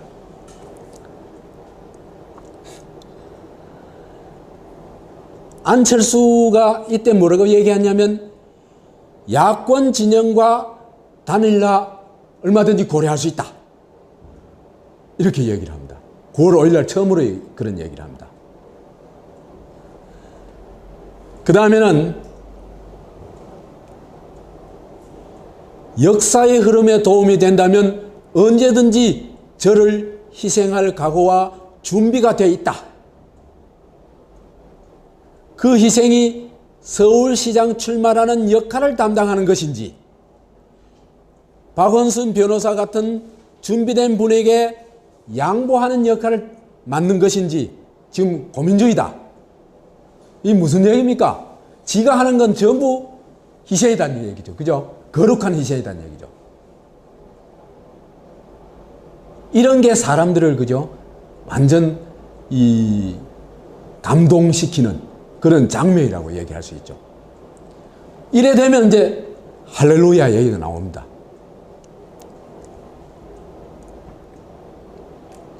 그러면서 현 집권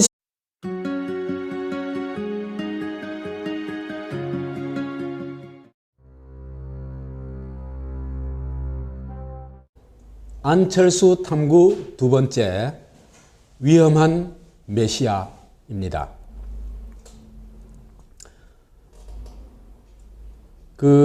한국 주권자의 60%가 안철수를 지지한 적이 있습니다. 그 다음에 청년의 70%가 안철수에게 열광했던 때가 있습니다. 어떻게 보면 안철수는 하나의 정치적 메시아로 등장했고 아직도 그런 분위기가 있습니다.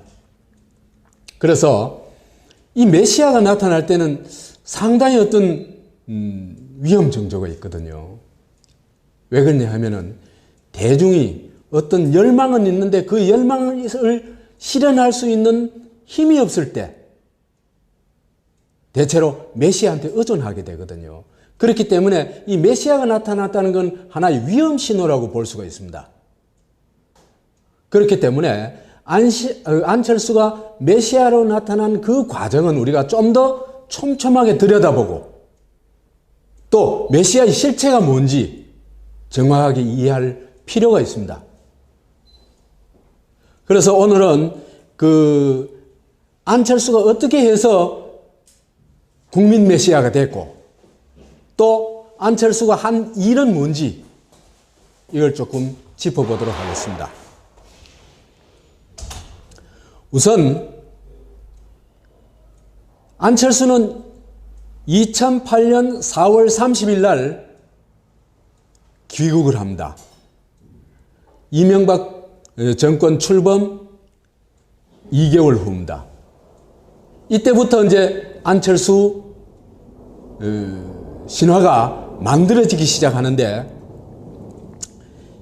이런 안철수 신화를 만드는데 어떤 길잡이 역할을 한 게 어떤 면에서는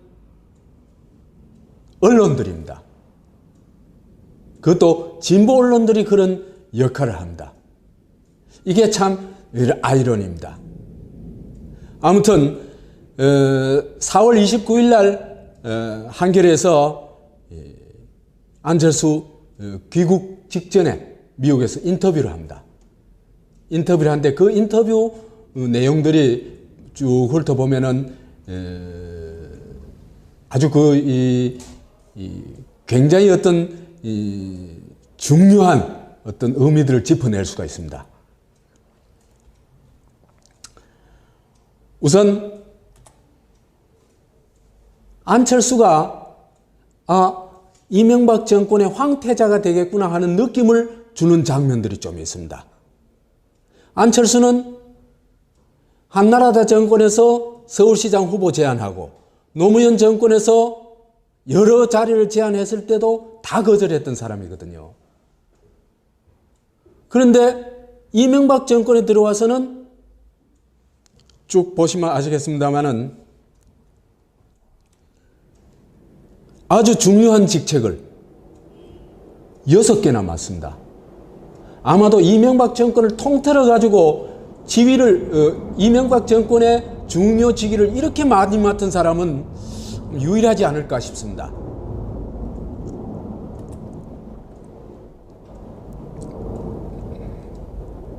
그래서 6개 맡는 거 이거는 쭉 한번 자막을 통해서 한번 읽어 보십시오. 그 다음에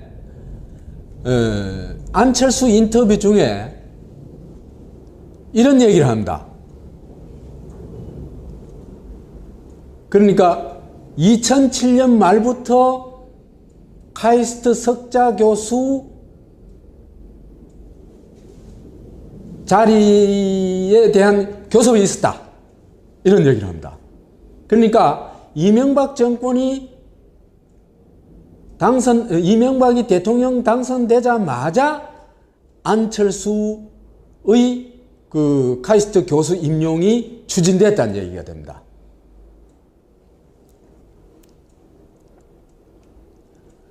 그래서 이 과정을 우리 전번에 봤습니다만은 논문 5편 가지고 논문 60편 이상 써야 되는 석자 교수가 된다는 것은 이거는 도저히 불가능하죠. 이 불가능을 가능으로 만들어낸 게 돈의 힘도 있습니다만은 이거는 최고 권력에 개입하지 않고는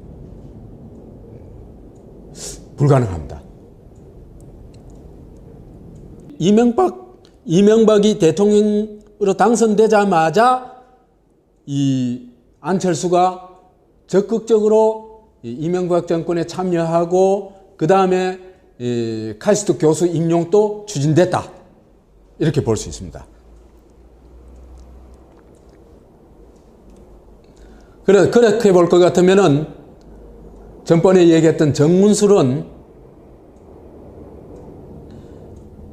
이명박을 그 편법으로 석자 교수로 만드는데 어떤 총대를 맨 사람이다. 이렇게 볼 수 있습니다.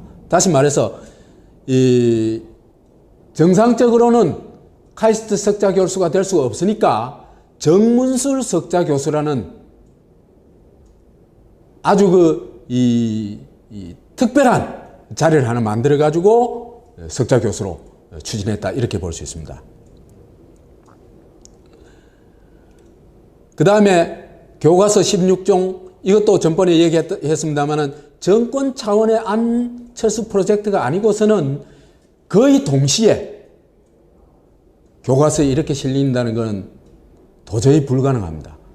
교과서 나름대로 어떤 그 인물을 선정하는 기준이 있을 테고 또 나름대로의 어떤 그 여러 가지 어떤 그 방식이 있을 텐데 무슨 약속이나 한 듯이 이렇게 나온 것은 어떤 배우가 없이는 그 사람들한테는 출마 안 한다 결정해 놔놓고는 그때부터 본격적으로 쇼를 벌리기 시작합니다.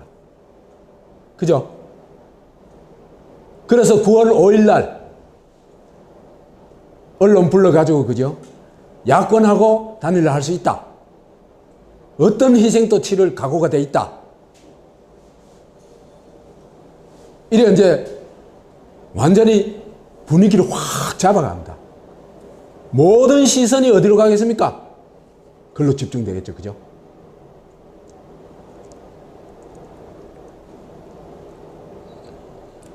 (8월 29일에서 9월 2일) 사이에 4일도 아닙니다. 3일이죠. 그죠? 무슨 일이 일어났을까? 진짜로 아버지 윤여준 말대로 아버지 결사 반대해가 출마 포기하고 양보쇼를 한 걸까? 저는 그거 아니라고 봅니다. 그건 또 윤여준이가 이 안철수를 감싸기 위한 이 얘기라고 봅니다. 저는 처음부터 메시아 작전이 있었다. 그건 왜 그런지 곧 나옵니다. 9월 6일 날 메시아가 탄생합니다. 드디어 탄생합니다. 언론들이 여론조사를 했는데 9월 4일 날 여론조사를 했는데 그죠? 안철수가 압도적으로 이기고 있었어요. 압도적으로. 그런데 9월 5일 날 출마를 양보할 수도 있다고 했고 야권 연대 가능하다고 했고 9월 6일 날 오후 4시에 박원순과 만나가지고 17분 동안 박원순 얘기 듣고는 좋다. 지금부터 단일 후보는 박원순이다 하고 후보 양보를 합니다. 굉장히 극적인 장면이죠.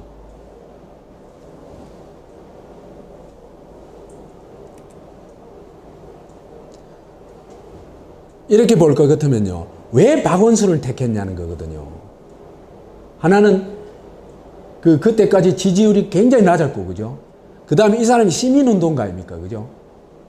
그죠? 그렇기 때문에 이 사람을 선택하면 이 쇼의 효과가 폭발하는 겁니다. 그래서 박원순을 메시아 선택의 조연으로 선택했다. 이렇게 볼 수 있습니다. 그래서 50%가 5% 후보에게 서울시장 후보직을 양보하는 거룩한 양보를 시연을 해 보인 겁니다. 사실은 9월 2일 날 출마 안 하기로 딱 결정을 해놔놓고 이런 쇼를 벌인 거죠. 그죠? 그렇게 됨으로써 이제는 세계적 석학 신화로부터 한 단계 더 업되어 가지고 국민 메시아로 태어납니다.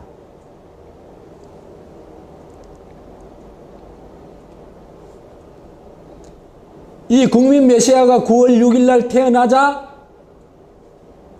9월 7일 날 각종 여론조사가 일어나고 9월 8일 날 MB가 메시아 찬양에 나섭니다. 안철수 돌풍에 대해 정치권에 올 것이 왔다. 마치 무슨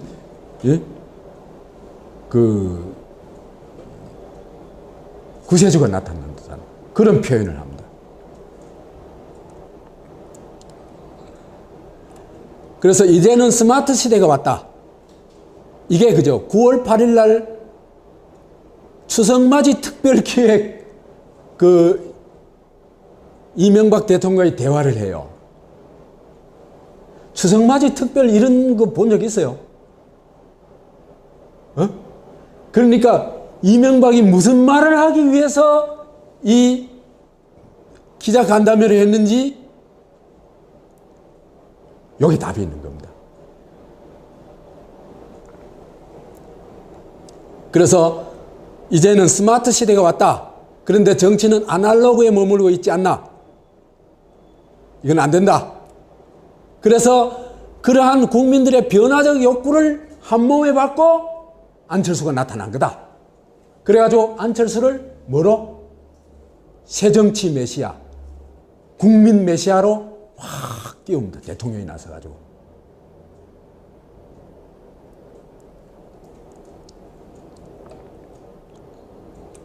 놀랍지 않습니까? 3일 전부터 갑자기 이명박 정권을 부정하고 나섰어요. 그죠? 그러면 이명박은 안철수에 대해서 어떻게 해야 됩니까? 전 배신자야 이래야 되겠죠. 그죠? 아닙니까? 그 다음에 한나라당 재집권을 맡는 것이 역사의 순리라고 선언을 했어요. 그런데 한나라당 대통령이 이런 찬사를 보내고 있어요. 그럼 말이 됩니까? 상식으로 이해가 안 되잖아. 그죠? 그런데 이런 특별한 기자들과의 만남을 통해서 이 얘기를 하고 있는 겁니다.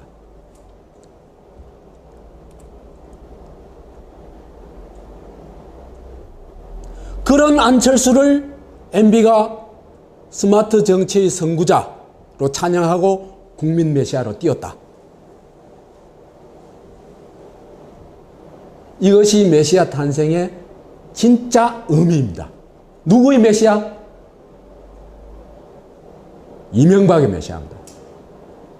절대 국민의 메시아가 아닙니다. 국민의 메시아로 딱 포장이 되어 있죠.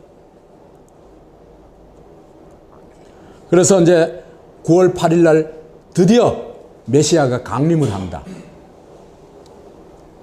MBC 보도에 따르면 대통령 후보 지지도가